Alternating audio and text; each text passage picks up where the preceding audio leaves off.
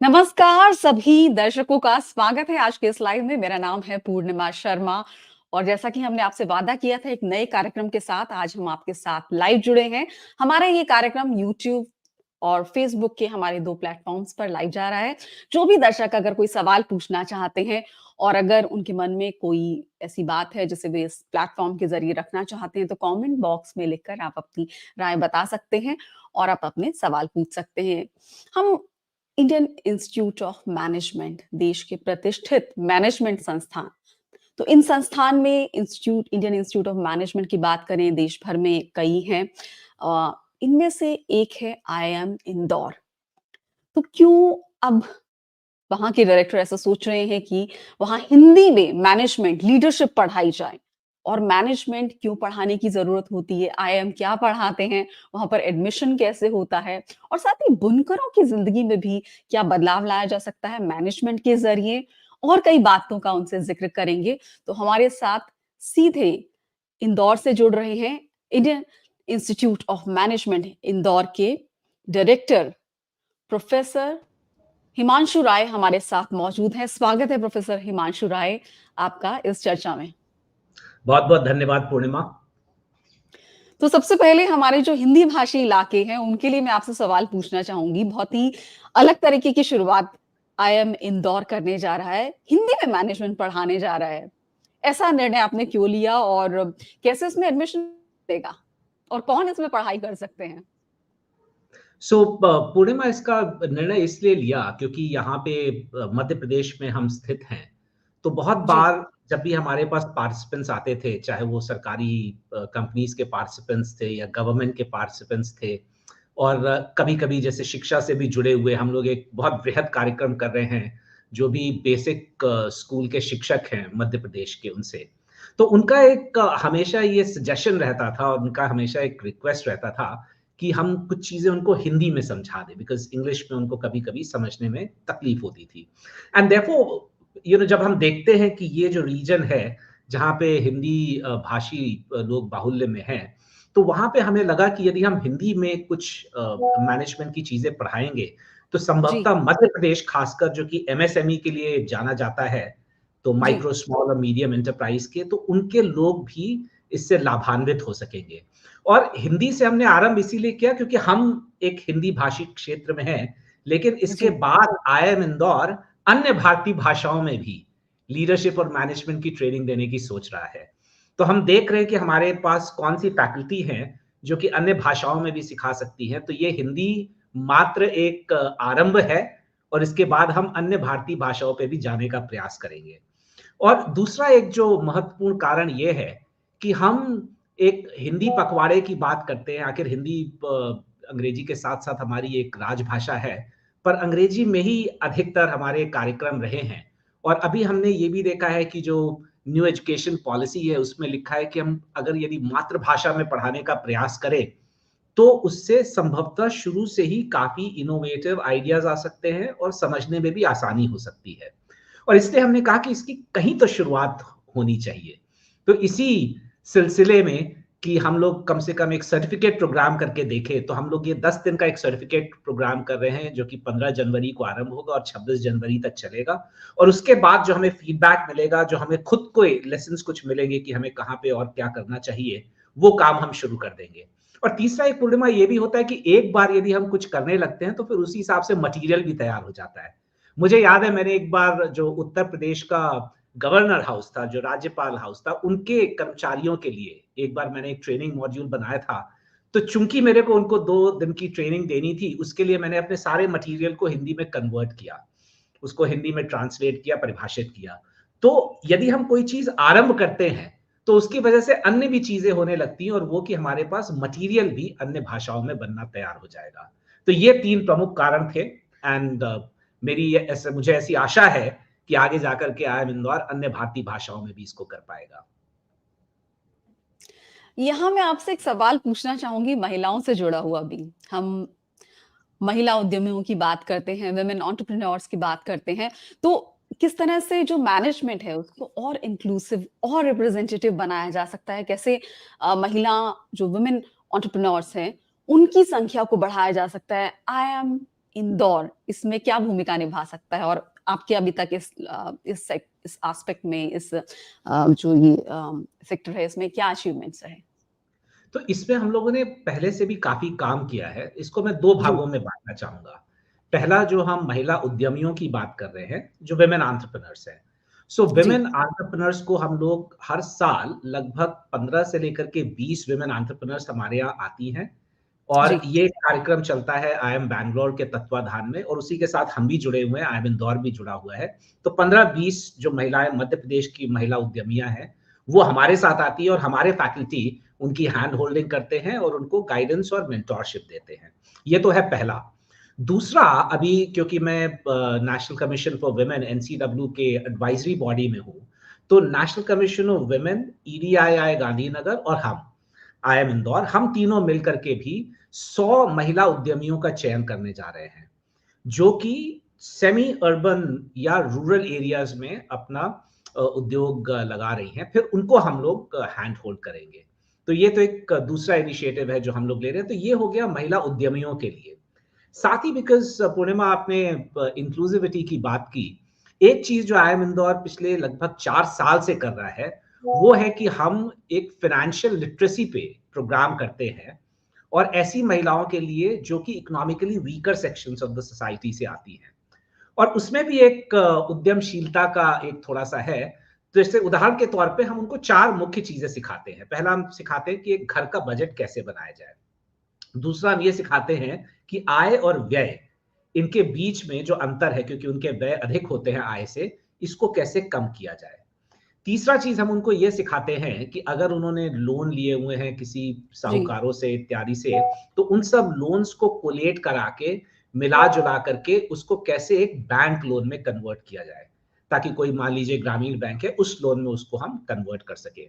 और चौथा चीज़ और यहाँ पे उद्यमशीलता आती है, अगर हमको लगता जी, है उस फाइनेंशियल लिटरेसी वर्कशॉप में कि इनके अंदर थोड़ी उद्यमशीलता है या इनके अंदर थोड़ी वो भावना है कुछ नया स्वतः करने की, तो हम उनको फिर हैंड होल्डिंग करते हैं, उनका कोई माइक्रो एंटरप्रेन्योरशिप स्टार्ट करने के लिए।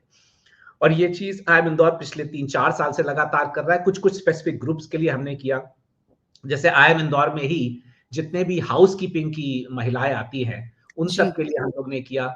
मध्य प्रदेश में जो इंदौर पुलिस है, जो पुलिस वाले हैं, जो नॉन जी, ऑफिसर्स कैटेगरी में, उनकी जो वाइफ्स हैं या उनके परिवार में जो लड़कियाँ हैं, उनके लिए हम लोगों ने किया। अब इसी तरह से हम लोगों ने अभी-अभी एक एकेटीयू उत्तर प्रदेश लखनऊ में जो है, एकेटीयू के अंतर्गत लगभग 700 कॉलेज आते हैं, उनके साथ हमने एक एमओयू साइन किया है और हम एकेटीयू के अंतर्गत जो 700 कॉलेजेस आते हैं, उनमें एक-एक टीचर को या 2-2 टीचर्स को सेलेक्ट करके उनको ट्रेन करेंगे फाइनेंशियल जी। लिटरेसी पे ताकि वो लोग जो इकोनॉमिकली वीकर सेक्शन से महिलाएँ आती हैं, उनको वो फिर फाइनेंशियल लिटरेसी की ट्रेनिंग दें।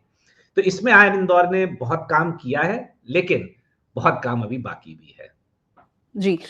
इसमें ये भी सवाल आता है जैसे आपने माइक्रो एंटरप्रेन्योरशिप की बात करी, तो अभी हमने कुछ रिपोर्ट्स देखी थी जिसमें आप चिकनकारी का भी ज़िक्र कर रहे हैं, उस पर भी एक रिसर्च की गई।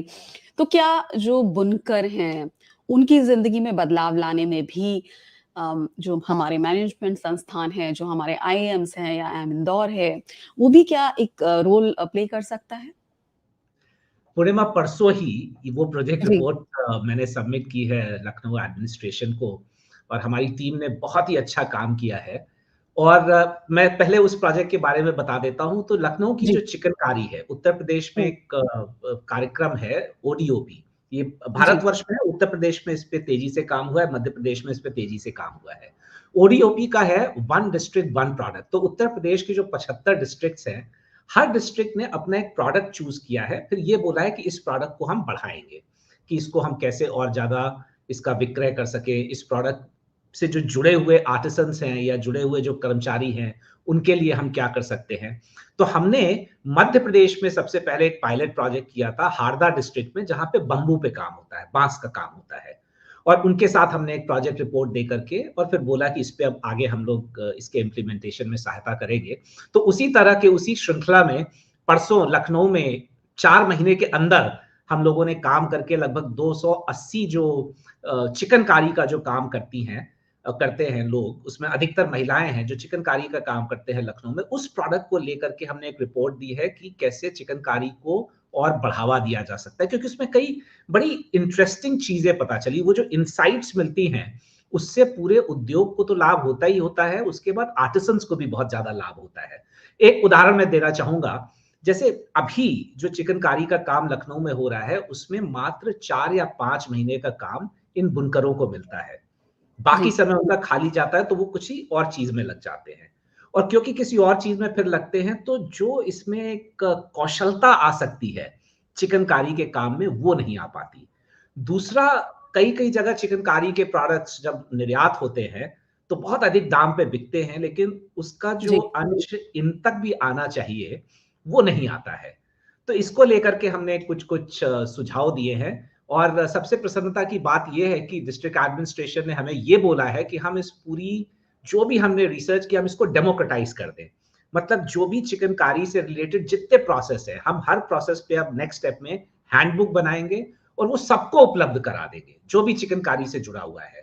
तो मान लीजिए चिकनकारी से जुड़ा हुआ कोई एक आर्टिसन, एक चीज़ मैंने ये भी बोली कि मैं इनको आर्टिसन नहीं बुलाऊँगा, मैं इनको आर्टिस्ट बुलाऊँगा, क्योंकि ये कला है इनके अंदर।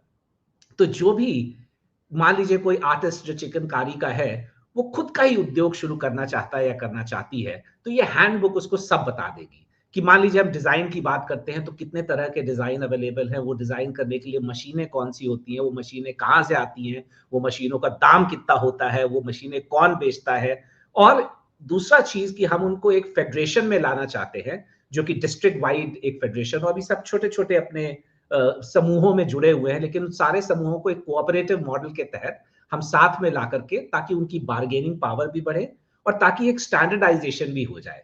जैसे एक जी, और इंटरेस्टिंग चीज बताऊंगा कि चिकनकारी के काम में, और ये मेरे ख्याल से हर जगह है जहां कहीं भी लघु उद्योग होगा, कि स्मॉल साइज क्या है, मीडियम साइज क्या है, लार्ज साइज क्या है, ये खुद व्यक्ति हमेशा अपने से डिसाइड कर लेते हैं। तो कोई समूह बोलता है कि 32 साइज स्मॉल है, कोई समूह बोलता है कि नहीं 34 साइज स्मॉल है, कोई और लार्ज किसी और को बोलता है। तो मान लीजिए मैंने एक किसी दुकान से चिकनकारी का खरीदा और उसमें जी, मेरे को लार्ज साइज आया, दूसरे में मैंने जाके लार्ज खरीदा, तो पता चला कि वो बहुत बड़ा निकल गया। तो एक स्टैंडर्डाइजेशन की भी हमने बात की है कि हम इनको हेल्प करेंगे कि सारे प्रोडक्ट को और प्रोडक्ट के साइजेस को, प्रोडक्ट के जितने भी कैरेक्टरिस्टिक्स हो, उनको हम स्टैंडर्डाइज करें। तो इसका आइडिया ये है कि अब हम एक ऐसा मॉडल हमने बना दिया है, जो कि अन्य भी कोई अगर इंस्टीट्यूट हेल्प करना चाहे, मान लीजिए अन्य, हम तो सारे 75 डिस्ट्रिक्ट नहीं कर सकते हैं जी। या बहुत समय लगेगा, लेकिन कोई भी और इंस्टीट्यूट अगर इस पे काम करना चाहे, कोई भी और समूह आकर के काम करना चाहे, कि हमें आके बोले कि हम ये 4 डिस्ट्रिक्ट हम ले रहे हैं, तो हम उनको भी सिखाएँगे, क्योंकि यहाँ पे हमारा जो प्रयोजन है, वो ये नहीं है कि हम ही केवल काम करें, हमारा प्रयोजन है कि जो भी लघु उद्योगों से जुड़े हुए लोग हैं और ये जो इनकम जी, इनइक्वालिटी हमारे देश में है, वो उसको हम कुछ कम कर सकें। जी, बिल्कुल एक बहुत ही इनोवेटिव पहल है आईआईएम इंदौर की तरफ से इस दिशा में और बाकी जितने भी IIM Indian institute of management है, उनको इस दिशा में आगे आना चाहिए, कोऑर्डिनेशन की ज़रूरत है क्योंकि हमारे जो बुनकर हैं, वो बहुत बड़ी संख्या में लघु उद्योग की जो आप बात कर रहे हैं, बहुत बड़ी संख्या में एम्प्लॉयमेंट जनरेट करते हैं और अगर उनके भीतर मैनेजमेंट जाएगा, अगर उनको मैनेजमेंट के गुर वो सीख लेंगे, तो शायद वो बेहतर ढंग से अपनी मार्केटिंग कर पाएँगे, अपनी ब्रांडिंग कर पाएँगे, जो अपने कस्टमर हैं, उन तक डायरेक्ट पहुँच पाएँगे। और मुझे ये कहने में बिल्कुल संकोच नहीं है कि जो मैंने ये साड़ी पहनी है इस कार्यक्रम को करते हुए, ये मध्य प्रदेश के चंदेरी से मैं खरीद कर लाई हूँ। तो एक हुँ। बुनकर से मैंने सीधे ये साड़ी खरीदी क्योंकि वो दिल्ली में आया था, यहाँ एक हाट लगा था और फिर जब मैं चंदेरी गई तो मैं उसके घर जाकर मैंने ये खरीदी और मुझे डायरेक्ट कस्टमर हूँ और मैं सीधा बिना किसी दुकान के खरीद रही हूँ, ऑनलाइन के ज़रिए भी मैंने उससे ली। तो ये एक अपने आप में मेरे लिए भी बेनिफिशियल है और ये उसके लिए भी है क्योंकि मुझे कम कीमत पर मिल रही है और उसके लिए शायद वो संख्या में मैं ज़्यादा खरीद पा रही हूँ क्योंकि मुझे एक कॉस्ट इफेक्टिव है और बीच में कुछ नहीं है और ऑनलाइन के ज़रिए भी। तो बुनकरों की अगर हम बात करें तो मध्य प्रदेश में माहेश्वरी है, चंदेरी है, टेक्सटाइल की बात करें, बाकी और भी बहुत कुछ है हैंडीक्राफ्ट में। तो यानी ऐसे कि हाँ, में एक बाग, ये सब में हम लोग काम करने जा रहे हैं। सो जी। चंदेरी और माहेश्वरी पे हम लोग काम करने जा रहे हैं। ओह! बहुत ही ये सराहनीय कदम है और हुँ। अगर हम बात करें महिलाओं की, महिला उद्यमियों की बात करते हैं तो या फिर हम ये कहें कि मैनेजमेंट में अगर महिलाओं की संख्या जो है, जो ट्रेन्ड मैनेजर्स हैं, क्या आपको लगता है कि भारत में ट्रेन्ड मैनेजर्स की कमी है क्या? जो प्रोपोर्शन होता है आईएमएम जो इंदौर है या जितने भी आईआईएम हैं पूरे भारत में, उनमें जो महिला और जो पुरुष है, उनकी संख्या में जो कितनी जेंडर में पैरिटी है और कितनी महिलाएँ एडमिशन लेती हैं, कितने पुरुष एडमिशन लेते हैं बतौर स्टूडेंट, और फिर क्या ट्रेन्ड मैनेजर्स जो हैं, उनकी संख्या में लगता है कि महिलाओं की संख्या कम है? निश्चित रूप से पूर्णिमा, इसमें मेरे को कहने में कोई संकोच नहीं है और ये छिपाना भी नहीं चाहिए इस बात को कि जी, ये डिस्पैरिटी है, पैरिटी नहीं आई है। लेकिन एक चीज़ जो मैं साझा करना चाहूँगा वो कि पहले के मुकाबले अभी अधिक महिलाएँ हैं। जैसा कि उदाहरण के तौर पे जब मैं अपना पढ़ने गया था अहमदाबाद में, तो उस जी। समय 10% लड़कियाँ थीं। हुँ, पूरे बैच में, और अभी अगर मैं आईआईएम इंदौर को देखूं तो लगभग 35 से लेकर के 40% तक लड़कियां आती हैं हमारे बैचेस में। और इनफैक्ट अगर मैं अपने एक पर्टिकुलर एक स्पेशलाइजेशन को देखूं, पीजीपी एचआर, जो कि आईआईएम इंदौर में ही एक स्पेशलाइजेशन है सारे आईआईएम्स जी, में, वहां पे पिछला जो बैच था उसमें 39 में से 38 लड़कियां थी, एक लड़का जी, था। और इस बार के जो बैच है उसमें भी 33 लड़कियां और 3 लड़के हैं। तो कहीं न कहीं, लेकिन इससे 2 चीज़ें पता चलती हैं। एक ये कि शायद एचआर की तरफ ज़्यादा रुझान है, या फैमिली वाले बोलते हैं कि एचआर ले लो, वो लड़कियों के लिए अधिक अच्छा है। इसके पीछे सोशियोलॉजिकल कारण भी हो सकते हैं। लेकिन जो एक आपने मौलिक बात कही कि डिस्पैरिटी है, पैरिटी नहीं आई है, वो सत्य है। पैरिटी नहीं आई है, लेकिन हम लोग प्रयासरत हैं। उदाहरण के तौर पे आईआईएम इंदौर एक डाइवर्सिटी फैक्टर को इंक्लूड करता है अपने एडमिशन जी, क्राइटेरिया में। तो उसमें महिलाओं के लिए एक्स्ट्रा पॉइंट्स हैं, और उन एक्स्ट्रा पॉइंट्स की वजह से हमारे पास महिलाओं की संख्या अधिक होती है। दूसरा जो आपने बात कही कि वर्कफोर्स में भी महिलाएं कम हैं, निश्चित रूप से कम है, और उनको और बढ़ावा देने के लिए बहुत सारी चीजें एक तो सरकारी कानून के तहत की गई हैं, जो मैटरनिटी लीव की फैसिलिटी आई है, पैटर्निटी लीव की फैसिलिटी आई है, वर्क स्पेस को और अच्छा बनाने की फैसिलिटीज आई हैं। उसकी वजह से महिलाओं का जो उसमें अब पार्टिसिपेशन है वो अधिक हो रहा है, लेकिन अभी भी उतना नहीं है जो होना चाहिए। और मेरे ख्याल से 2-3 चीज़ें हैं जो हमको करनी पड़ेंगी। एक उदाहरण के तौर पे आईआईएम इंदौर ये कर रहा है कि मैटरनिटी लीव लेकर के जो महिलाएँ वापस अपने जॉब में डाल जाना चाहती हैं, उनके लिए हम एक स्पेशल एग्ज़ीक्यूटिव एजुकेशन का प्रोग्राम, सर्टिफ़िकेशन प्रोग्राम तैयार कर रहे हैं, और वो उनको हम जो भी हमारे सर्टिफ़िकेशन प्रोग्राम्स हैं, उसके 50% कॉस्ट पे, 50% फीस पे देंगे। ताकि बिकॉज़ वो बर्डन ना रहे, और वो उसको आसानी से, और वो भी इंस्टॉलमेंट्स में, ताकि वो एक बार जॉब में भी आ जाए तो उसको आसानी से पे कर सके। तो मुझे लगता है कि इससे काफ़ी सारी बिकॉज़ महिलाएँ जब एक बार मैटरनिटी लीव पे जाती हैं, वो ब्रेक ले जी, लेती हैं, तो एक तो थोड़ा-सा कॉन्फिडेंस की कमी आ जाती है, वापस अप्लाई करने में कि इस ब्रेक को कैसे समझाया जाएगा, या इस ब्रेक में बहुत लोग और चीज़ें सीख चुके होंगे। और दूसरा ऑब्वियसली एक इकोनॉमिक फैक्टर आता है, क्योंकि अगर आप का बच्चा है तो उससे आपके एक्सपेंसेस भी बढ़ते हैं, तो वहाँ पे भी कुछ संकोच कर जाती हैं। तो हम चाहते थे कि ये दोनों को हम एड्रेस कर सकें। तो पहला तो ये, और जी, दूसरा जो सर्टिफिकेट प्रोग्राम्स हम इन जनरल देखें एग्जीक्यूटिव एजुकेशन में, उसमें महिलाओं की संख्या कम है निश्चित रूप से। तो इससे 2 चीज़ें रिफ्लेक्ट होती हैं। नंबर 1 कि कॉर्पोरेट में भी अभी संभवतः महिलाओं की संख्या कम है। उतनी नहीं है जो प्रोपोर्शनेटली होनी चाहिए। ऑफ कोर्स ये सर्विस पे भी डिपेंड करता है। मेरे ख्याल से आईटी इंडस्ट्री में देखेंगे तो संभवतः वहाँ ज़्यादा प्रोपोर्शन होगा, मैन्युफैक्चरिंग में देखेंगे तो वहाँ संभवतः कम प्रोपोर्शन होगा। लेकिन मुझे एक चीज़ लगती है कि बुनियादी तौर पे हमें कुछ काम करने पड़ेंगे।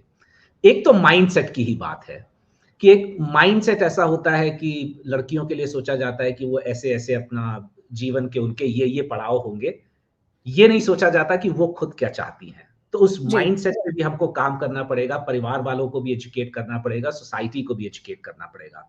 दूसरा ये चीज़ कि, तो ये दोनों चीज़ों के लिए है कि काम पे जाने के लिए भी, और एक आईआईएम में या आईआईटी में या किसी भी अच्छे इंस्टीट्यूट में पढ़ने के लिए। और ये एक रोचक चीज़ है, और साथ में थोड़ी दुखद भी चीज़ है। हम एक रोड सेफ्टी पे एक आईआईएम इंदौर कुछ कर रहा था। तो जी, जब रोड सेफ्टी की बात हम लोग कर रहे थे, वहाँ पे पुलिस कमिश्नर भी मौजूद थे, अन्य अधिकारीगण भी मौजूद थे जो कि अलग-अलग डिपार्टमेंट से आए। तो मैंने उसमें बोला कि रोड सेफ्टी और वुमेन एम्पावरमेंट ये एक-दूसरे से जुड़े हुए हैं। महिला सशक्तिकरण और रोड सेफ्टी एक-दूसरे से जुड़े हुए हैं। तो कुछ लोगों को थोड़ा-सा आश्चर्य हुआ कि अरे! ये इसका क्या तो मैंने कहा आपको एक एक कल्चरल चीज़ समझनी चाहिए। मान लीजिए आपकी रोड सेफ नहीं है, तो माता-पिता सबसे पहले क्या करते हैं? अगर लड़की जा रही है ट्यूशन के लिए या लड़की जा रही है शाम को क्लासेस के लिए, तो बोलते हैं तुम्हें जाने की ज़रूरत नहीं है, रोड सेफ नहीं है। अगर लड़की काम के लिए दूर जाना चाहती है और रोड लेकिन सेफ नहीं है, तो बोलते हैं नहीं दूर का काम मत लो, पास ही में कहीं पे काम ले लो। And ji, therefore, what happens is that you're preventing a girl, you're preventing a woman from actually doing whatever she wants to do. हम ये सोचते नहीं है इसको जोड़ करके, तो तब वो लोग जी। बोले कि हाँ, ये तो आपने एकदम अलग ही बात बताई, इस विषय पे तो हमने सोचा ही नहीं था। तो ऐसी कई चीज़ें हैं पूर्णिमा जिस पे हम लोग काम करने का प्रयास कर रहे हैं और ये भी प्रयास कर रहे हैं कि लोगों को हम ये एजुकेट कर सकें कि ये बहुत सारी चीज़ें आपस में जुड़ी हुई हैं। तो इस दिशा में कार्य होते रहेंगे और मेरे ख्याल से अगर जब हम स्मार्ट सिटी की बात कर रहे हैं, जो स्मार्ट सिटी प्रोजेक्ट्स भारत सरकार कर रही है, उसमें हम वुमेन सेफ्टी को भी ले आएँगे और वुमेन पार्टिसिपेशन को भी ले आएँगे, तो मुझे लगता है आगे जाकर के जो उनका प्रोपोर्शन है, वो और बढ़ेगा। जी, यहाँ मैं आपसे ये सवाल भी पूछना चाहूँगी, जैसे आपने इनिशिएटिव्स बताए कि आईआईएम इंदौर क्या इनिशिएटिव ले रहा है कि महिलाएँ ज़्यादा संख्या में आईआईएम में एडमिशन लें, या फिर उनकी ज़रूरतों के हिसाब से किस तरह के कोर्स डिज़ाइन किए जाएँ? क्या आपको लगता है कि जिस तरह से मैनेजमेंट में या सीनियर मैनेजर्स जो हैं महिलाएँ, वो कम है, या बोर्ड रूम्स में हम देखते हैं कि जो महिलाओं की उपस्थिति है या परसेंटेज है, वो बहुत कम है। अब सीनियर मैनेजमेंट में महिलाएँ कम हैं, उनको उस संख्या को ज़्यादा बढ़ाने के लिए आईआईएम्स क्या कर सकते हैं? तो हम लोग 2-3 चीज़ें करते हैं। नंबर 1 हम लोग एग्ज़ीक्यूटिव एजुकेशन में अपने प्रबंधन कार्यक्रमों में हम ये पढ़ाते हैं कि बोर्ड रूम में कैसे आप बेहतर कर सकते हैं। So training for the board room. तो पहला तो एक ये हम लोग करते हैं। दूसरा अन्य संस्थाओं के साथ जुड़ करके जैसे जो नेशनल कमीशन फॉर वुमेन है, सो वो भी वुमेन इन बोर्ड रूम इसके ऊपर गोष्ठियाँ आयोजित करता है और उसके बाद प्रोत्साहित करता है कि वुमेन बोर्ड में आएँ। हम लोग खुद अपने बोर्ड पे बिकॉज़ एक तो ये भी होता है ना कि आप खुद उसको प्रैक्टिस कर रहे हैं कि नहीं, जो आप प्रीच कर रहे हैं। तो इसी तरह से आईआईएम भी जैसे चेयरपर्सन्स हुए हमारे डिफरेंट प्रोग्राम्स के या हमारा जो अपना बोर्ड ऑफ गवर्नर्स है, उसमें हम महिलाओं को लेकर के आ रहे हैं। पूर्णिमा वहाँ पे एक प्रॉब्लम ये भी आती है क्योंकि ये मैंडेटेड है कि आपको ये इतना परसेंट महिलाएँ होनी चाहिए बोर्ड पे। पर अधिकतर क्या होता है कि जो बिज़नेसेस हैं, वो अपने ही परिवार के किसी को ले आते हैं या किसी अपने जान-पहचान वाले को ले आते हैं, उसमें कोई प्रॉब्लम नहीं है। मैं यहाँ पे एक कोई नैतिकता या मोरालिटी के ऊपर नहीं जा रहा हूँ। लेकिन फिर उसके बाद ये होता है कि उनका कंट्रीब्यूशन हो रहा है कि नहीं? क्योंकि अगर आप किसी को किसी अन्य कारण से लाए हैं, ना कि कॉम्पिटेंस की वजह से, तो हम एज़ आई सेड कि मैं उसपे एक कोई मॉरल लेक्चर नहीं दूँगा, लेकिन हम ये फिर प्रयास करते हैं कि अगर आप उस तरह से भी अगर आई हैं बोर्ड पे, क्योंकि आप वहाँ किसी की जान-पहचान की हैं या किसी के रिश्तेदार हैं, तो भी आप बोर्ड में कैसे कंट्रीब्यूट कर सकती हैं। सो ऐसी भी महिलाओं के लिए हम लोग प्रशिक्षण और अपने एग्जीक्यूटिव एजुकेशन के प्रोग्राम कर रहे हैं। तो मुझे लगता है कि ज़्यादा से ज़्यादा जब हम महिलाओं को ट्रेन करें कि वो बोर्ड रूम में कैसे जाएँ, उसके लिए एक और भी चीज़ है, पूर्णिमा की शीर्ष पे कितनी महिलाएँ पहुँच रही हैं। जी। तो अगर टॉप लीडरशिप पे अगर सीएक्सओ लेवल पे महिलाएँ नहीं पहुँच रही हैं, तो वो भी एक प्रॉब्लमैटिक चीज़ है। तो उसके लिए तो इंडस्ट्री बॉडी को एक साथ मिलकर के काम करना पड़ेगा, सोचना पड़ेगा, सरकार को सोचना पड़ेगा, चाहे वो भारत की सरकार केंद्र की सरकार हो, चाहे वो प्रदेश की सरकार हो, इंडस्ट्री बॉडीज़ को सोचना पड़ेगा। तो उदाहरण के जी। तौर पे विकी फ्लो जो वुमेन का इंडस्ट्री बॉडी है, वो लोग प्रयासरत रहते हैं। उनके लिए हम लोगों ने एक स्पेशल 2 दिन का ट्रेनिंग प्रोग्राम यहाँ पे किया। तो फिक्की का वुमेन्स विंग है। तो उनके लिए स्पेशल प्रोग्राम करके उनको हमने सिखाया कि वो कैसे लीडरशिप दिखा सकती हैं, कैसे बेहतर डिसीजन ले सकती हैं, कैसे बोर्ड मेंबरशिप ले सकती हैं। तो इस तरह के प्रयास हमको निरंतर करने पड़ेंगे। लेकिन मुझे लगता है एक कल्चरल चीज़ है कि अधिक महिलाएँ क्यों टॉप पोज़ीशन पे नहीं आ रही हैं, वो जो बाधाएँ हैं, उस पे हम लोग थोड़ा यदि चिंतन और आत्म-मंथन करें और उसको दूर करने के लिए कुछ प्रयास करें, तब मेरे ख्याल से ये और भी ज़्यादा अच्छा हो सकता है। और आपको क्या लगता है, जो महिलाएँ अपना बिज़नेस शुरू करती हैं या जो एंटरप्रेन्योर्स होती हैं, उनको सबसे ज़्यादा क्या फंडिंग का चैलेंज फेस करती हैं, या उन पर कोई भरोसा नहीं करता कि वो बिज़नेस अच्छे से चला पाएँगी? उनको किस तरह के चैलेंजेज़ आते हैं? उनके चैलेंजेस एकदम अलग हैं क्योंकि हमने एक बड़ी छोटी-सी स्टडी की थी, उसको अभी हम बृहद रूप से करेंगे और हमने ये पाया कि जो भी लोन्स जैसे मिलते हैं जी। गवर्नमेंट के जो भी लोन्स अवेलेबल होते हैं, पर्टिकुलरली माइक्रो और स्मॉल एंटरप्राइजेस के लिए, उसमें जो महिलाएं हैं वो छोटे वाले लोन्स लेती हैं, वो बड़े लोन्स नहीं लेती हैं। अब वो बड़े हुँ, लोन्स नहीं ले रही हैं या बड़े लोन्स नहीं मिल रहे हैं, ये हमें जाकर के देखना पड़ेगा, बिकॉज़ अभी हमने वो जाके नहीं देखा, पर ये ज़रूर ये देखा स्टडी कि करने की ज़रूरत पड़ेगी। ये स्टडी करने की ज़रूरत है, क्योंकि ये अपवाद है कि वो छोटे लोन्स ले रही हैं, बड़े लोन्स नहीं ले रही हैं, या छोटे लोन्स मिल रहे हैं, बड़े लोन्स नहीं मिल रहे हैं। मुझे लगता है कि 2-3 स्टम्बलिंग ब्लॉक्स आते हैं। नंबर 1 जो एक आता है कि एक फाइनेंशियल लिटरेसी और एक बोलते हैं एजेंसी। मैं इसका थोड़ा-सा बताता हूँ विस्तार से कि इसका क्या मेरा कहने का मतलब है। बहुत लोग जी, सोचते हैं कि यदि महिला कमा रही है, इसका मतलब वो इंडिपेंडेंट हो गई। लेकिन ऐसा है नहीं, और ये मैं कई मंचों पे बोल चुका हूँ। महिला कमा रही है, इसका ये मतलब नहीं है कि महिला के पास एजेंसी आ गई है उस पैसे को खर्च करने की भी। क्या महिला जी, खर्च कर रही है? मैं खुद और अपना एग्ज़ाम्पल देता हूँ कि मेरी माँ, वो हमेशा वो 30 साल तक एक कॉलेज की प्रिंसिपल रहीं, एक पीजी डिग्री कॉलेज की, पोस्ट ग्रेजुएट कॉलेज की प्रिंसिपल रहीं, पर उनका खुद का अकेला कोई अकाउंट है ही नहीं, उनके जॉइंट अकाउंट ही हैं। उन्होंने खुद से कभी कोई ये फाइनेंशियल ट्रांज़ैक्शन नहीं किया है। उन्होंने खुद से कभी कोई एफडी नहीं खुलवाया है। And ji, therefore, even if the woman is earning, it does not mean that she has become financially literate and capable of taking financial decisions or has been empowered to take those financial decisions.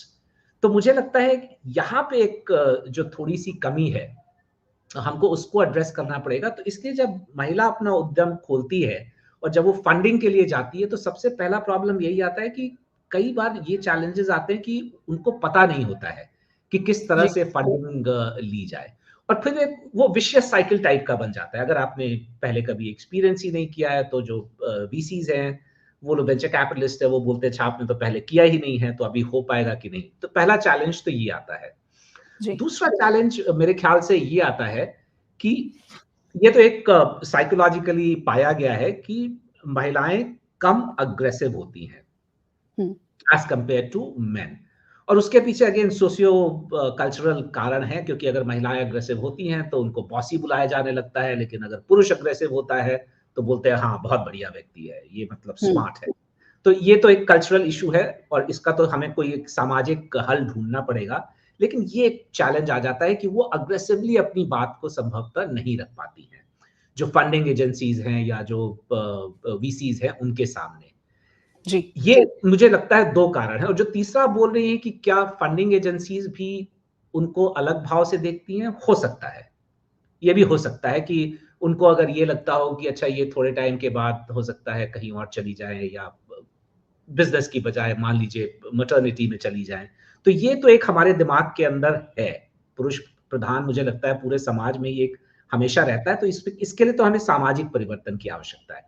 हालाँकि एक चीज़ मैं बोलना चाहूँगा कि मेरे पास कोई data नहीं है, तो मैं एनेक्डोटल डेटा बोल रहा हूँ जो मैं अपने आस-पास देखता हूँ, क्योंकि मैं स्टार्टअप वर्ल्ड से बहुत करीबी से जुड़ा हुआ हूँ।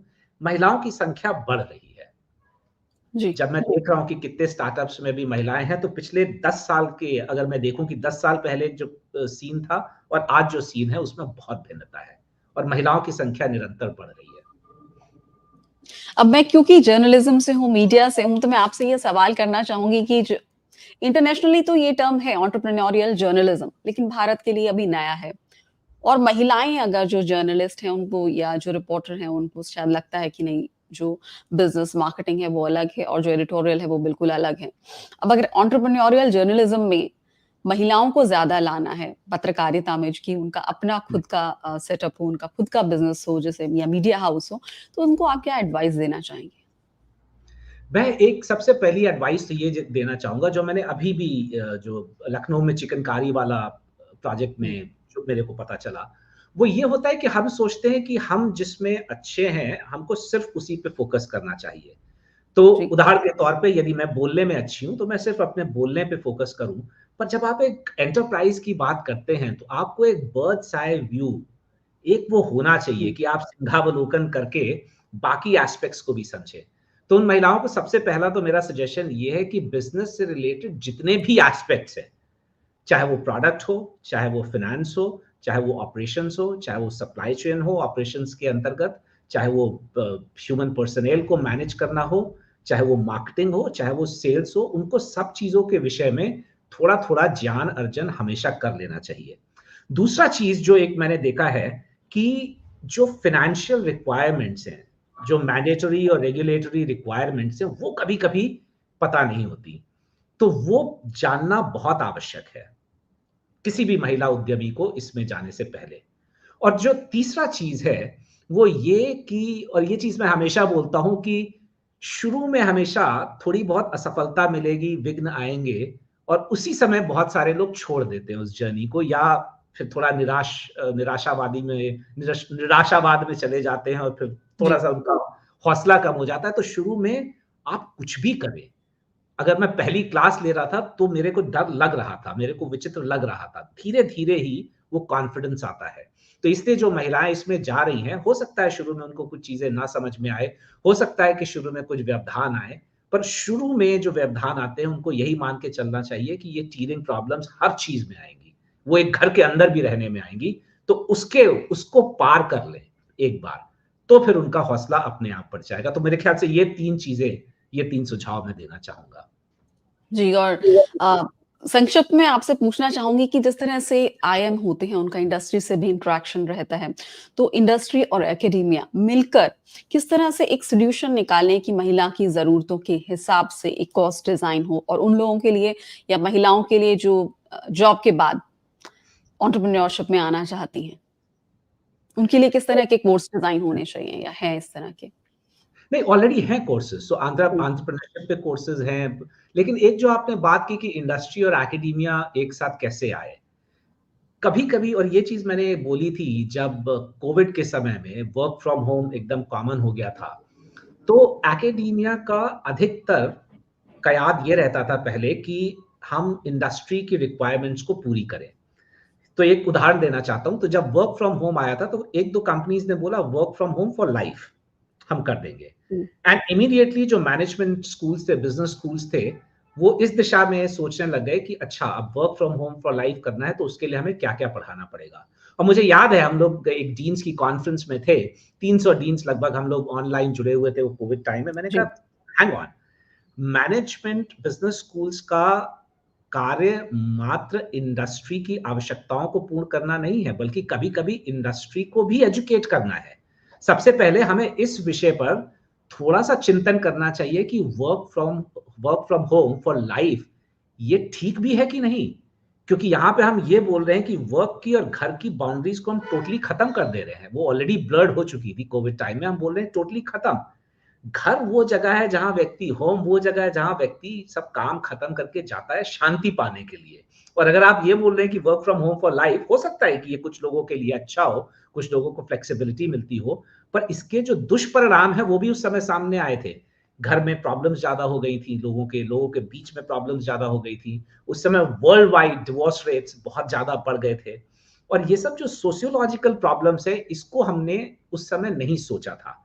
तो मैंने अपने जो फेलो डीन्स हैं उनको बोला कि नहीं, पहले हमको इस बात पे चिंतन करना चाहिए कि ये ठीक भी है कि नहीं, और अगर ये ठीक नहीं है तो हमें इंडस्ट्री को एजुकेट करना चाहिए। तो इसी तरह से जब हम महिला सशक्तिकरण की बात करते हैं या महिलाओं के लिए अपॉर्च्युनिटीज़ की बात करते हैं, तो इंडस्ट्री बॉडीज़ के साथ हम मिलते हैं, चाहे वो सीआईआई हो, चाहे वो फिक्की हो, चाहे वो फिक्की फ्लो हो, उनको हम लोग सजेशन देते हैं।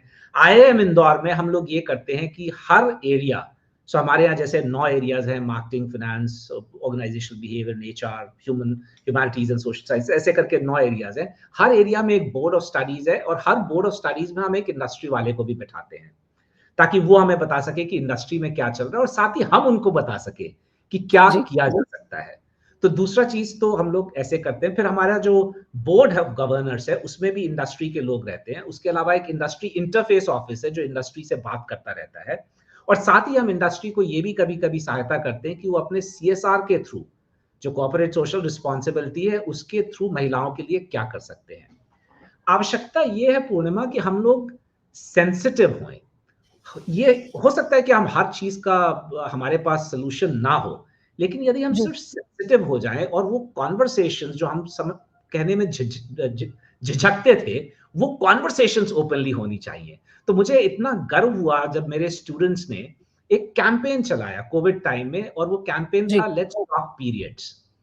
कि हम पीरियड्स की बात करें, और उन्होंने एक रिकॉर्ड बनाया, एक इंडिया का रिकॉर्ड बनाया, passing on sanitary napkin, the hmm, maximum number of sanitary napkin chain.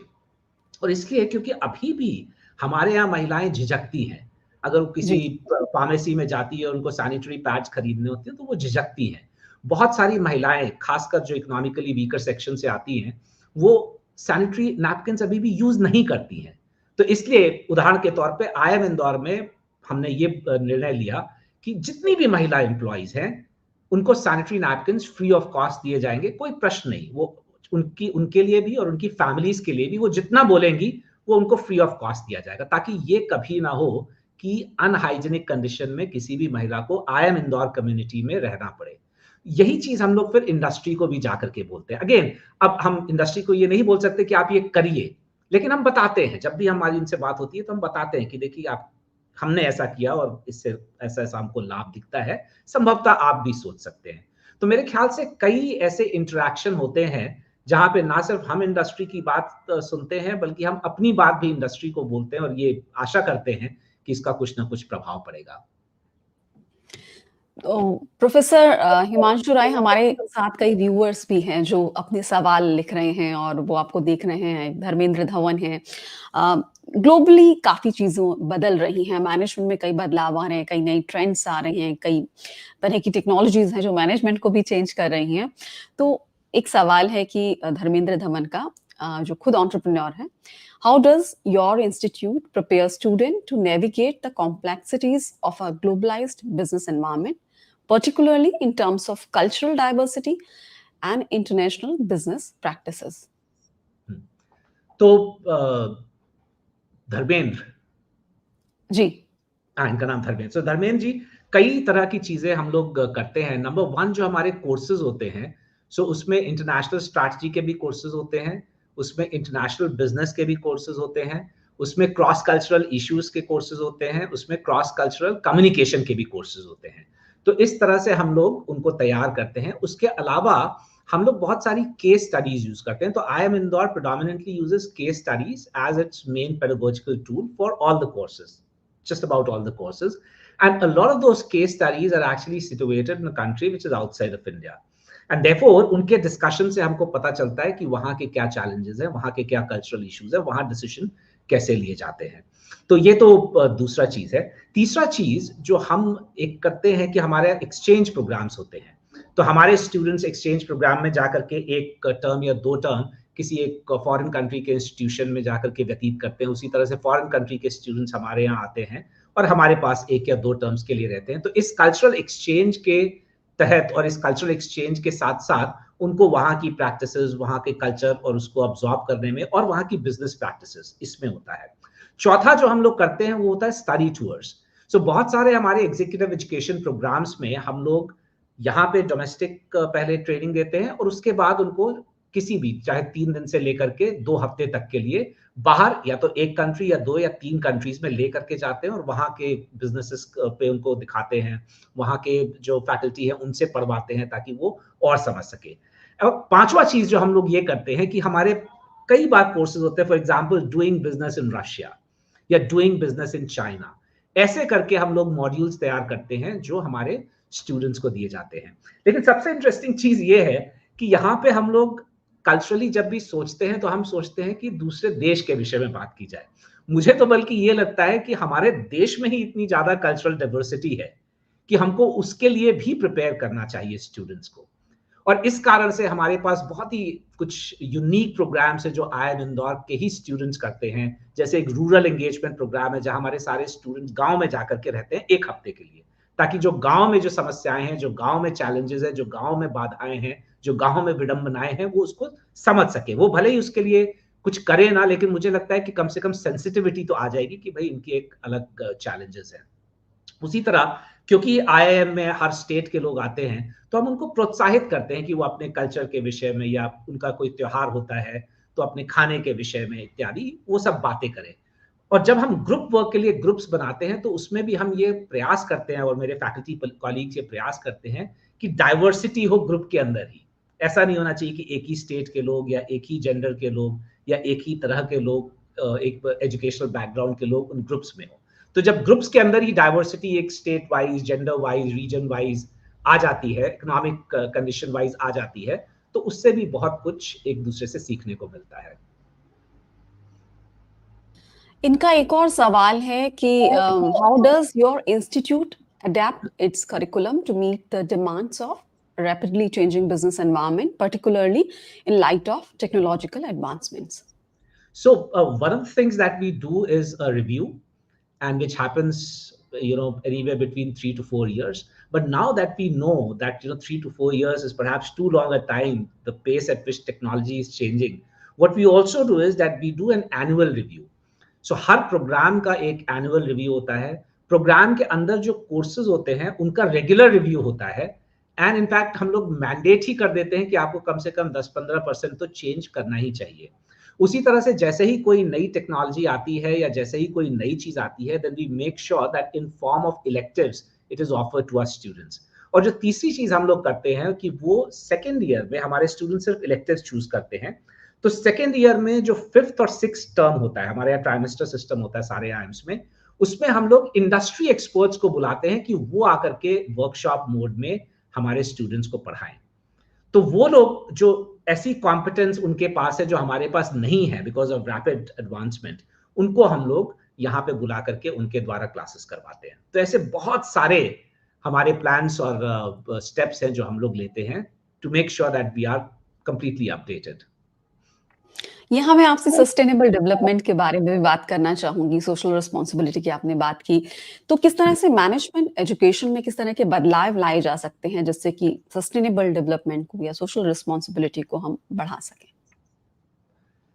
सबसे पहले तो Purnima, I am so happy and proud to say that हमारा जो मिशन स्टेटमेंट है, उस मिशन स्टेटमेंट में भी एक फ्रेज है। हमारे मिशन स्टेटमेंट में 3 फ्रेजेस हैं। One, that we are going to be contextually relevant, second that we are going to be world class, and third that we are going to produce socially conscious leaders. ये जो socially conscious है, इसी में हमारा sustainability आ जाता है। और इसलिए जो सस्टेनेबिलिटी है, जो ESG से रिलेटेड इश्यूज हैं और एनवायरनमेंट से रिलेटेड इश्यूज हैं, नंबर 1 ये सारे कोर्सेज में भी बिल्ट है हमारे। नंबर 2 इसके ऊपर अलग से भी हम कोर्सेज कराते हैं। एंड नंबर 3, एक जो मैंने चीज देखी कि बहुत सारे केसेस में, इंस्टीट्यूशंस के केसेस में, कि पर उपदेश कुशल बहुतेरे, कि पढ़ाते तो हैं लेकिन खुद उसका क्रियान्वयन इंस्टीट्यूट में नहीं होता है। सो IIM इंदौर में what we have done is that we actually practise what we preach. उदाहरण के तौर पे पिछले 5 साल से आने के 1 महीने बाद ही इस कैंपस को सिंगल यूज प्लास्टिक फ्री कर दिया गया था, घोषित कर दिया गया था, और आज भी सिंगल यूज प्लास्टिक यहाँ पे यूज नहीं होता है। उसके अलावा ये जो आपके सामने ही आ रहा है, जो गार्डन्स क्रिएट किए गए और पूरे कैंपस का मैसिव ग्रीनिफिकेशन और एफॉरेस्टेशन, क्योंकि ये हमारा 193 एकड़ का कैंपस एक पहाड़ी पे बना हुआ है, तो वो पहाड़ी इलाके में ज्यादा कुछ उगता नहीं था, पर वहां पे हमने ऑर्गेनिक फार्मिंग शुरू की। और पूर्णिमा, आपको जान के आश्चर्य होगा कि लास्ट ईयर हमने 10 से 12 क्विंटल सब्जी उगाई और लगभग 1 क्विंटल औषधियां उगाई। और हमारे यहाँ जो भी आता है उनको ये औषधियां हम फ्री में डिस्ट्रीब्यूट करते हैं, और हमारी नर्सरी से कोई भी आकर के कोई भी प्लांट फ्री ऑफ कॉस्ट लेकर के जा सकता है। तो एक चीज तो हमने ये की कि हमने वो प्रैक्टिस करना शुरू किया जो हम प्रीच करते थे। दूसरा, और एनवायरनमेंट को लेकर के हम सोलर पैनल्स को यूज करते हैं, हम इलेक्ट्रिक व्हीकल्स को यूज करते हैं कैंपस के अंदर मूव करने के लिए, हम वाटर कंजर्वेशन करते हैं, और वाटर कंजर्वेशन के साथ साथ हम रिडक्शन का भी प्रयास करते हैं। तो हमारे स्टूडेंट्स ने ये प्रोजेक्ट करके एक नल के ऊपर एक ऐसा चीज लगाया जिससे कि हमारा जो कंजम्पशन है पानी का वो लगभग 50% हो गया है। इसके अलावा हम मेजर करते हैं कि जो भी हम कर रहे हैं उसका कुछ लाभ हो रहा है कि नहीं। तो हमने AQI मेजर करने के लिए अपने कैंपस में मशीन लगा रखी है, डेसिबल लेवल कैप्चर करने के लिए मशीन लगा रखी है, और AQI लेवल हमारे कैंपस का इंदौर सिटी के मुकाबले 30-40% कम रहता है। और त्योहार इत्यादि के टाइम में जब थोड़ा अधिक पोल्यूशन होता है, उस समय आधे से भी कम यहाँ पे हमारा AQI होता है, अर्थात हमारे यहाँ लोग अच्छी हवा में और खुली हवा में सांस ले रहे हैं। तो इस तरह से मुझे लगता है कि इंस्टीट्यूशंस को first of all they should practice what they preach, they should try out doing things in their own institutions, और मात्र एक सब्जेक्ट अलग से बना देने पे कि एनवायरनमेंट या सस्टेनेबिलिटी, वो पर्याप्त नहीं है। जी, Sustainability should be a part of every subject. It should be a part of every course.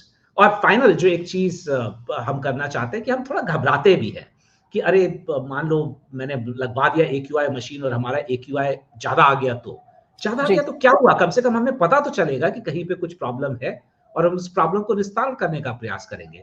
तो उदाहरण के तौर पे अभी पिछले हफ्ते ही हमने ये निर्णय लिया है कि हम अपने कैंपस की कार्बन ऑडिटिंग कराएँगे और हम देखेंगे कि जी, हमारा कार्बन फुटप्रिंट कैसा है और उसके बाद हम एक स्ट्रेटेजिक प्लान बनाएँगे अगले 5 साल के लिए कि कैसे हम अपने कार्बन फुटप्रिंट को कम कर सकें। तो मुझे लगता है सारे इंस्टीट्यूशंस को और सारे औद्योगिक जगत को भी ये करना चाहिए। ठीक है, शुरू में रिजल्ट्स ऐसे आएँगे कि भई आपका कार्बन फुटप्रिंट अधिक है, ठीक है, कोई बात नहीं। ये तो एक प्रॉब्लम है। अब हम उसका निस्तारण कर सकते हैं क्योंकि अगर हमने मेज़र नहीं किया, तो हम कभी नहीं जान पाएँगे। हम बोलेंगे कि हाँ, हमने ये किया, लेकिन उससे लाभ क्या हुआ अंतोगत्वा या उसका परिणाम क्या आया, वो तभी हो सकता है अगर हम उसको मेज़र करने का कुछ बनाएँ। तो मुझे लगता है बाकी इंस्टीट्यूशंस को भी ऐसा करना चाहिए। जी। तो आप जिस तरह से आपने पर्यावरण संरक्षण की बात की है, आपने बात की कि किस तरह से आईआईएम इंदौर ने इनिशिएटिव्स लिए कि एक्यूआई भी मेजर करते हैं। आपने बहुत सारे इनिशिएटिव लिए जैसे कि हम पर्यावरण को एटलीस्ट उस कैंपस में हम उसको संरक्षण करें पर्यावरण का। आपसे हम अपनी चर्चा को बढ़ाते हैं। प्रोफ़ेसर हिमांशु राय, मैं आपसे एक लंबी चर्चा ही रही लेकिन मैं आपसे अब ये समझना चाहूँगी कि बतौर एक मैनेजमेंट गुरु, आपको क्या लगता है भारत के सामने सबसे बड़ी समस्याएँ क्या हैं? क्या पॉपुलेशन भारत की सबसे बड़ी समस्या है? या हमारे यहाँ कुछ अगर हम कहें हम ये भी देखते हैं कि उतनी प्रॉस्पेरिटी एक वर्ग में नहीं है। तो क्या ये कई बार ये भी कहा जाता है कि ये पॉवर्टी बाय डिज़ाइन भी है। इंडिया के सामने सबसे बड़े चैलेंजेज़ आप मैनेजमेंट गुरु के तौर पे क्या देखते हैं? सबसे पहले तो मुझे नहीं लगता कि पॉपुलेशन एक समस्या है। पॉपुलेशन है, समस्या नहीं है।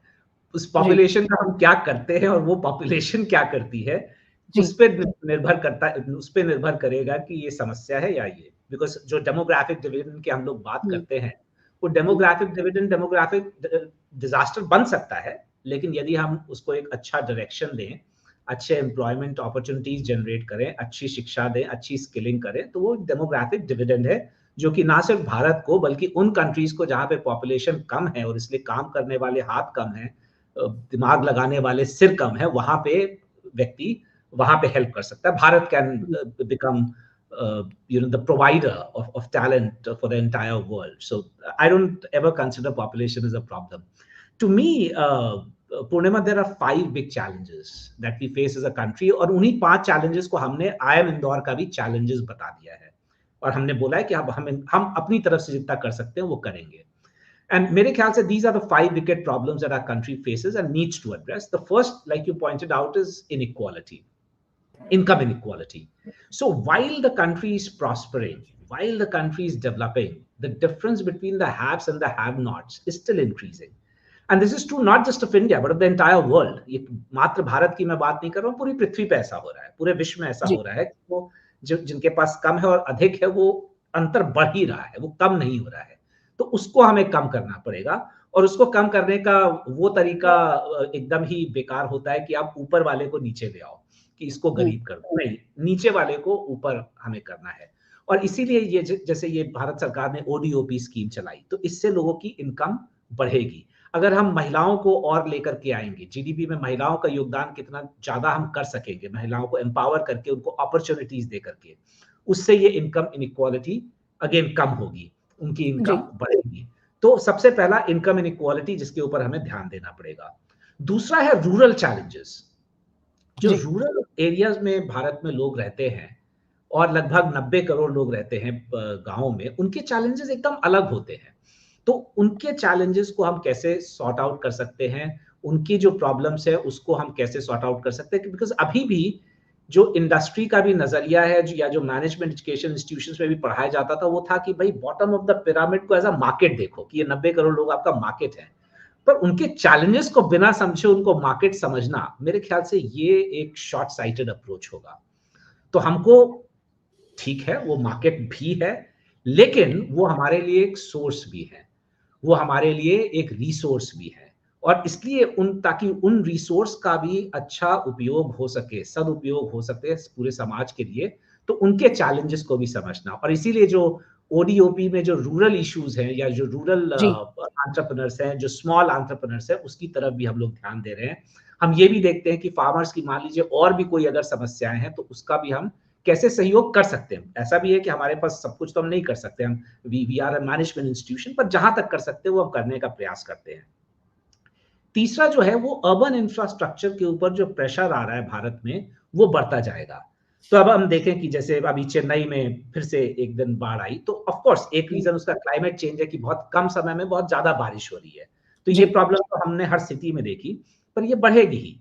This will only get exacerbated, it's not going to reduce. So climate will become more and more unpredictable in the future, and therefore we need to be better prepared. तो ये urban challenges Bharat के ऊपर आएंगे, क्योंकि migration तो हो रहा है रूरल एरिया से। जितना भी आपका एस्पिरेशनल यूथ है रूरल एरियाज में, वो शहर की तरफ आ रहा है, और शहर के पास उतने रिसोर्सेज नहीं है इन टर्म्स ऑफ पानी, बिजली, सड़क की जो हालत है, एटसेट्रा एटसेट्रा। तो वो एक बड़ा चैलेंज है। तो उसमें हम क्या कर सकते हैं एज अ कंट्री, और उसमें हम क्या कर सकते हैं as an IIM. So for example I told you about the centre of excellence. So centre of जी। एक्सीलेंस में हम लोग वेस्ट मैनेजमेंट, वाटर, सैनिटेशन और हाइजीन को देख रहे हैं, और ये एक बहुत बड़ा चैलेंज है। वेस्ट मैनेजमेंट एक बहुत बड़ा चैलेंज है। I am fortunate enough to live in a city and to be working in a city which has been 6 times the cleanest city in India in a row, and obviously we will be the cleanest city even for the 7th and the 8th and the 9th and the 10th time, because we have cracked that puzzle. But how can we take this Indore model and then put it across in the other cities? तो उस पे भी हम लोग काम कर रहे हैं। हमने ऑलरेडी अयोध्या और कानपुर, इन दो सिटीज के लिए एक इंफॉर्मेशन, एजुकेशन और कम्युनिकेशन का मॉडल तैयार करके उनको दिया है, जिसको यदि वो इंप्लीमेंट करेंगे तो उन सिटीज की प्रॉब्लम्स थोड़ी सी कम होंगी इन टर्म्स ऑफ स्वच्छता। चौथा जो चैलेंज मुझे दिखाई देता है देश के सामने, वो एनवायरमेंटल इश्यूज को लेकर के है। बिकॉज हम अभी विकासशील हैं, तो हमको फॉसिल फ्यूल्स यूज करने पड़ेंगे। अभी मुनीश यही बता रहे थे कि वो लोग फॉसिल फ्यूल्स ही यूज करते हैं अधिकतर। तो जी। फॉसिल फ्यूल्स हम तुरंत तो नहीं दे सकते, हम तुरंत तो नहीं छोड़ सकते, बिकॉज हम विकासशील हैं। और ये जितनी भी, जब हम ग्लोबल नॉर्थ और ग्लोबल साउथ की बात करते हैं, तो मैं हर जगह जाकर के ये बोलता हूं कि जब कोई कंट्री अपने आप को ग्लोबल नॉर्थ में ये डिक्लेयर करता है कि हम सिंगल यूज प्लास्टिक फ्री हो गए। अभी अभी कोपेनहेगन में ये बात चल रही थी, मेरे को वहां आमंत्रित किया गया था बोलने के लिए एनवायरमेंटल इश्यूज पे, and a person from a country declared, oh, our country has become single use plastic free. So I said, look, there's a follow up question कि आपका सिंगल यूज प्लास्टिक गया कहां? एंड जब वो फिर थोड़ा शांत, मैंने नहीं कुछ बोला, तो मैंने कहा मैं बताता हूं, आपका सिंगल यूज प्लास्टिक अभी वियतनाम पे पड़ा हुआ है। आपका सिंगल यूज प्लास्टिक शिप्स में भर करके श्रीलंका के पास पड़ा हुआ है। So therefore we as a country, हमारे प्रधानमंत्री बोलते हैं वसुधैव कुटुंबकम, हम पूरे विश्व को एक परिवार की तरह देखते हैं। तो जिस तरह से आप एक परिवार में एक कमरे से किसी चीज, कूड़े को निकाल के दूसरे कमरे में डाल दें और बोले कि ये कमरा तो हो गया साफ, तो वो नहीं जी। चलता। पूरा पूरा घर जी। साफ होना चाहिए। तो उसी तरह से पूरा विश्व साफ होना चाहिए। तो आप अपना प्लास्टिक निकाल करके अगर एक विकासशील या अविकसित देश के अंदर डाल देते हैं और आप बोलते हैं कि मेरा कंट्री साफ हो गया, तो वो नहीं चलेगा। So I think but that is a challenge that we as a country have to also address, कि हमारा वेस्ट कहाँ जाएगा, हमारा ई वेस्ट कहाँ जाएगा, जो हम कितना तेजी से हम जो रिन्यूएबल एनर्जी रिसोर्सेज है उस तरफ कैसे जा सकते हैं। विद इन रिन्यूएबल एनर्जी वहां पे भी डिबेट चली। जैसे हम लोग इलेक्ट्रिक व्हीकल्स को, सबने सोचा कि इलेक्ट्रिक व्हीकल्स आर द जी। आंसर, बट अभी बहुत सारी स्टडीज ये आ रही हैं कि अभी अगर हम एंड टू एंड देखें इलेक्ट्रिक व्हीकल से, तो उनसे भी जो नुकसान हो रहा है एनवायरमेंट को, वो संभवतः अधिक है। क्योंकि कुछ चीजें हमने उसमें उतनी ज्यादा हमें सफलता नहीं मिली है, बैटरी लाइफ में या बैटरी की कैपेसिटी में, एटसेट्रा एटसेट्रा। सो मैं वो टेक्निकल डिटेल्स में नहीं जा रहा हूं, but the whole point is those are challenges which we will have to address as a country. और जो पांचवा है, वो जो एक आपने पहले भी बोला पूर्णिमा, कि ये उद्यमशीलता की भावना हम कैसे जागृत करें। जी। इसमें मेरा ये तात्पर्य नहीं है कि हर व्यक्ति उद्यमी बन जाए। ये कभी-कभी लोग बोलते हैं, "oh! You should be a हुँ। Job provider rather than a job doer." नहीं, पूरी दुनिया अगर जॉब प्रोवाइड ही करती रहेगी तो करेगा कौन? तो कुछ लोगों को जॉब करना भी है। लेकिन उद्यमशीलता की भावना, entrepreneurial spirit, which means the spirit to experiment and even if you fail, don't give up. Somewhere I think as a country, as a culture, हम लोग फेलियर को अप्रिशिएट नहीं करते हैं। तो ये एक सामाजिक परिवर्तन लाना होगा जहाँ पे हम फेलियर को अप्रिशिएट करें, उससे सीखें और बढ़ें। Chandrayaan 3 is I think one of the magical stories of this कि चंद्रयान 2 में जो हम अचीव नहीं कर पाए, हम सारी चीज़ें नहीं अचीव कर पाए, उनको बजाय एज़ अ फेलियर के देखने के हमने बोला कि ये हमने इतना अचीव किया, अब हम इससे सीख करके आगे क्या कर सकते हैं और immediately we did Chandrayaan which was a historic moment. So I think ये जो स्पिरिट है, चंद्रयान 3 स्पिरिट मैं इसको बुलाना चाहूँगा, ये हमको अब समाज के हर वर्ग में और हमारे हर क्षेत्र में लानी होगी। जी, अब मैं आपसे पूछना चाहूँगी कि क्योंकि बतौर मैनेजमेंट गुरु के तौर पर आप देश में और दुनिया में ट्रैवल करते हैं, तो कितना एम्पावर करती है travelling?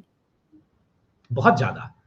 You know, when you travel to different places, you get to understand people, you get to understand their culture, you learn something new.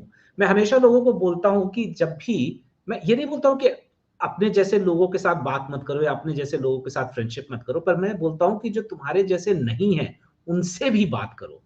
एक थियरी है सिमिलैरिटी अट्रैक्शन थियरी कि जो लोग हमारे जैसे होते हैं, हम उनके साथ ज़्यादा कंफर्टेबल फील करते हैं। पर उसमें प्रॉब्लम ये आता है कि हम फिर वही बातें दोहराते रहते हैं। अगर मैं एक ही व्यक्ति से रोज़ बात करूँगा, तो अल्टीमेटली थोड़े टाइम के बाद हमारी बात हम दोहराने लग जाएँगे। लेकिन जी, अगर मैं किसी नए व्यक्ति से बात करूँगा, तो मुझे किसी नई आइडिया का पता चलेगा, किसी नए विषय पे बात होगी, कोई नई चीज़ सीखने को मिलेगी। तो इसलिए when you go out, you get to learn how's the rest of the world doing, what are they doing, what are they eating, what are they doing in terms of business, what are they reading, and more importantly, you also get to understand what do they think of you. Because Bharat के बारे में जो भ्रांतियाँ थी 10-12 साल, 20 साल पहले तक कि भारत अभी भी सपेरों का देश है, साँप का देश है, गाय जो है बस केवल गाय के विषय में वहाँ पे बात होती है। But now when people are looking at the kind of things that India has managed to do, particularly let's say the जो डिजिटल क्रांति जो कि किसी विश्व के किसी देश में नहीं है। यहाँ पे जी। एक दूर-दराज गाँव का एक शॉपकीपर भी पेटीएम से पे करता है, एक्सेप्ट भी करता है और वापस भी आपको पैसे कर देता है। ये यूरोप या यूएस में भी नहीं हुआ है। तो एक डिजिटल क्रांति जो आई है, डिजिटल इंफ्रास्ट्रक्चर भी जो बिल्डअप हुआ है और जो फाइनेंशियल क्रांति एक जो आई है भारत में, वो अपने आप में एक उदाहरण है। पर क्या उसके विषय में लोग जानते हैं बाहर के? So when you travel, you also talk about our success stories, you also learn from them. तो यहाँ पे जी, मैं कभी भी जब भी मैं लोगों को बोलता हूँ कि ट्रैवल करो तो एक जिंगोइस्टिक मत हो और एपोलोजेटिक भी मत हो। ये दोनों अलग-अलग एक्सट्रीम है। हुँ। एपोलोजेटिक नहीं होना चाहिए कि हम एक विकासशील देश से आ रहे हैं और इसलिए विकसित देश हमारे बहुत आगे हैं, और जिंगोइस्ट भी नहीं होना चाहिए कि हम ही सबसे महान हैं और बाकी कुछ नहीं। अगर हम खुले मन और खुले हृदय से बाहर के लोगों से मिलेंगे, बाहर जाएँगे, अपनी बात भी रखेंगे, वो भी हमें बेहतर समझेंगे, हम भी उनसे कुछ सीखेंगे। अ, प्रोफ़ेसर हिमांशु राय, आपने कब मैनेजमेंट में आने के बारे में सोचा? क्योंकि कहा जाता है कि जैसे बहुत सारे हमारे यूथ हैं, वो आईआईएम में एडमिशन लेना चाहते हैं, जिनको नहीं मिलता, फिर वो दूसरे किसी कॉलेजेस में जाते हैं। आप आईआईएम इंदौर के एक आईआईएम के डायरेक्टर हैं। आपने कब मैनेजमेंट में आने का सोचा? और आपने कहाँ-कहाँ ट्रैवल किया? जब ट्रैवलिंग की हम बात करें, आपका बचपन कहाँ बीता और फिर किन-किन जगहों पर आपने समय बिताया देश में और दुनिया में? तो मेरा पूरा बचपन, मैं पैदा हुआ कानपुर में और 12th तक मैंने वहीं पढ़ाई करी, कानपुर में ही। उसके बाद 12th के बाद मैंने इंजीनियरिंग करी केआरईसी सूरतकल से, जिसको एनआईटी कर्नाटक बोलते हैं, जो कि मैंगलोर के पास एक जगह है, मैंगलोर से लगभग 18 किलोमीटर दूर, सूरतकल नाम की। वहाँ से मैंने इंजीनियरिंग करी इलेक्ट्रिकल में, और उसके बाद जमशेदपुर में जाके मैंने टाटा स्टील में 8.5 साल काम किया, और जमशेदपुर में जब 8.5 साल काम कर चुका था, तब जी। मेरे को अपना आत्मबोध हुआ कि मेरे जीवन का पर्पस क्या है, मुझे अपने जीवन का ध्येय मिला। वो एक लंबी स्टोरी है, मैं कई मंचों पे उसकी चर्चा भी कर चुका हूँ, और तब मैंने निर्णय लिया कि मैं एकेडमिक्स में आऊँगा। तो उसके बाद फिर मैंने कैट का एग्ज़ाम लिखा और मैं आईआईएम अहमदाबाद गया, वहाँ मैंने पढ़ाई करी, और उसके बाद फिर मैं अध्यापन और शिक्षण के क्षेत्र में आया। सबसे पहले मैंने एक्सएलआरआई में जाके 1 साल पढ़ाया, फिर आईआईएम लखनऊ में लगभग 10 साल पढ़ाया। उसके बाद इटली का एक टॉप बिज़नेस स्कूल जो कि अभी वर्ल्ड के टॉप 10 में आता है, एसडीए बकोनी, उनके इंडिया कैंपस का मैं डीन बना, और एसडीए बकोनी मिलान में मैं प्रोफ़ेसर था, और पिछले 5 साल से यहाँ आईआईएम इंदौर में डायरेक्टर हूँ। तो ये है मेरी प्रोफ़ेशनल जर्नी। तो जो भी इस चर्चा को देख रहे हैं, जो भी हमारे व्यूअर्स हैं या हो सकता है आपके स्टूडेंट्स हों, उनसे आप क्या कहना चाहेंगे? सक्सेसफुल होने का क्या मंत्र है? इस पे तो एक पूरा का पूरा भाषण ही दिया जा सकता है, लेकिन बड़े संक्षेप में 3 चीज़ें मैं बताना चाहूँगा। जी, नंबर 1 कि अपने जीवन का निर्माण अपनी अपेक्षाओं और अपने स्वप्नों पे करो, ना कि किसी अन्य की अपेक्षा में। अधिकतर लोग हमारे देश में, चाहे वो आईआईटी में जाते हैं या मेडिकल में जाते हैं, अधिकतर, मैं सबकी बात नहीं कर जी, रहा हूँ, इसलिए जाते हैं क्योंकि वही उनको बताया जाता है। जैसे मेरे केस में भी मेरे जन्म के 1 मिनट के अंदर निर्णय हो गया था कि मुझे इंजीनियर बनाया जाएगा। मेरे भाई के जन्म के 1 मिनट के अंदर निर्णय हो गया था कि उसको डॉक्टर बनाया जाएगा। संभवतः जन्म के पहले भी हो गया होता। तो और मैं इंजीनियर बना और वो डॉक्टर बना, लेकिन बाद में जब मुझे ऐसा लगा, ऐसा आभास हुआ और ऐसा बोध ही हुई कि मुझे कुछ और करना है, तो मैंने वो चेंज किया। और जब चेंज व्यक्ति करता है, तो कोई भी चेंज कठिन होता है। लेकिन हमेशा ये याद रखना चाहिए कि वास्तविक खुशी तभी आती है व्यक्ति को, जब व्यक्ति वो कर रहा हो जो वो वास्तव में करना चाहता है। नहीं तो जो चेहरे की मुस्कुराहट है वो यहीं तक रह जाती है, यहाँ नहीं पहुँचती है। तो अगर यहाँ तक पहुँचाना है मुस्कुराहट को आँखों तक, तो उसके लिए वही करो जो आपका मन करता है और जो आपकी इच्छाएँ हैं और जो आपके जो स्वप्न हैं। और इस चीज़ में मैं ये बताना चाहूँगा कि भारत इस समय ऐसे समय से गुज़र रहा है कि जब व्यक्ति जो चाहे वो कर सकता है। इतनी सारी अपॉर्च्युनिटीज़ हैं, फंडिंग की कोई कमी नहीं है अगर कोई व्यक्ति स्वतः कुछ करना चाहता है। अगर आप पढ़ना चाहते हैं बेस्ट से बेस्ट एजुकेशनल इंस्टीट्यूशंस में, इतनी अपॉर्च्युनिटीज़, अब 21 आईआईएम हैं, इतने सारे आईआईटीज़ हैं, इतने सारे एनआईटीज़ हैं, तो अपॉर्च्युनिटीज़, बहुत सारे अच्छे प्राइवेट इंस्टीट्यूशंस भी हैं। बैंक, अगर आप एक अच्छे इंस्टीट्यूशन में जा रहे हैं, तो बैंकों की भीड़ लग जाती है आपको स्टडी लोन देने के लिए। उसके अलावा opportunities in terms of doing any kind of a job और वोकेशन, वो बहुत ज़्यादा उपलब्ध है और इन्फॉर्मेशन उपलब्ध है। जो टेक्नोलॉजिकल प्रोग्रेस हुई है विश्व भर में, और भारत भी इससे अछूता नहीं है, भारत ने और भी ज़्यादा किया है। तो you're going through a very interesting phase when you can be whatever it is that you want to. And therefore, my first suggestion is do that what you really love. My second suggestion is don't let anyone tell you that something is impossible. ये चीज़ हुँ, 20 साल पहले किसी ने सोचा भी नहीं होगा कि फ़ोन से हम ये सब भी कर पाएँगे। जब नया-नया मोबाइल फ़ोन आया था तो ये हुआ था कि चलो हाँ, बात करने में थोड़ी सही सहूलियत होगी। अभी तो ये कि खाना बनाने के अलावा मोबाइल फ़ोन सब कुछ कर देता है, खाना मँगवा भी देता है। लेकिन मोबाइल जी, फ़ोन से आप लगभग सब कुछ करते हैं, बात इनफैक्ट कम हो गई है, लोग टेक्स्ट ज़्यादा करते हैं, लेकिन बात कम हो हुँ, गई है, लेकिन मोबाइल फ़ोन अभी बहुत कुछ कर रहा है। So what I mean by that is that what was considered as impossible 20 years back, we seeing that it is possible. तो कभी भी इस उसमें मत आइएगा कि कोई चीज़ असंभव है। आपको मन लगाना पड़ेगा, आपका वो पैशन बन जाना चाहिए। और तीसरा चीज़, कभी फेलियर से मत डरिए। Just because you fail in one or two things does not make you a failure. Remember, you become a failure the day you stop trying. Hard work हमेशा जीवन में किसी भी चीज के लिए नेसेसरी होता है, बट सफिशिएंट नहीं होता है। हार्ड वर्क के अलावा आपके अंदर परसीवरेंस होना चाहिए, आपके अंदर रेजिलियंस होनी चाहिए, आपके अंदर दृढ़ता होनी चाहिए कि अगर आप गिर भी गए, अगर आप असफल हो गए एक बार, तो उसके बाद पुनः उठ करके और दुगनी शक्ति और दुगने जोश के साथ उस दिशा की ओर चलते रहिए जहां आपको चलना है। तो ये 3 मेरे सुझाव हैं जो भी लोग इस चैनल को देख रहे हैं। बहुत-बहुत शुक्रिया प्रोफ़ेसर हिमांशु राय हमसे बातचीत करने के लिए, इस लंबी चर्चा के लिए और जो लोग आईआईएम में पढ़ने का सपना देख रहे हैं, जो आईआईएम में पढ़ना चाहते हैं शायद उसके एग्ज़ाम की तैयारी भी कर रहे होंगे एंट्रेंस की। किस स्ट्रीम के लोग ज़्यादा सक्सेसफुल होते हैं और आप उनसे क्या कहना चाहेंगे? कैट का तो एग्ज़ाम हो चुका है, अभी-अभी ही हुआ है और अगले साल ही होगा। लेकिन जो लोग भी मैनेजमेंट एजुकेशन में आना चाहते हैं, मैं सिर्फ़ आईआईएम की बात नहीं कर रहा हूँ, बल्कि मैनेजमेंट एजुकेशन में आना चाहते हैं, उनको मेरा सुझाव ये है कि फ़ोकस हम लोग 3 एलिमेंट्स पे टेस्ट करते हैं स्टूडेंट्स को। एक तो होता है क्वांटिटेटिव मेथड्स, बिकॉज़ बहुत लोगों को लगता है कि मैथ की आवश्यकता नहीं होती, अरिथमेटिक की आवश्यकता नहीं होती, पर मैथ हर जगह आवश्यकता होती है। Even philosophers need maths and mathematicians need philosophy. तो एक हुँ, मैथमेटिक्स की आवश्यकता होती है, तो उस पे फ़ोकस करिए, उससे डरिए मत कभी भी। मैथ पहले समझने का कोशिश करिए, अरिथमेटिक बाद में आ जाएगी। The math is the logic part of everything. Arithmetic एक तरह से उसका ऑपरेशनलाइज़ेशन है। दूसरा जो हम देखते हैं वो है data interpretation and logical reasoning, तो उसकी प्रैक्टिस करते रहिए। और तीसरा जो हम देखते हैं वो है वर्बल कॉम्प्रिहेंशन।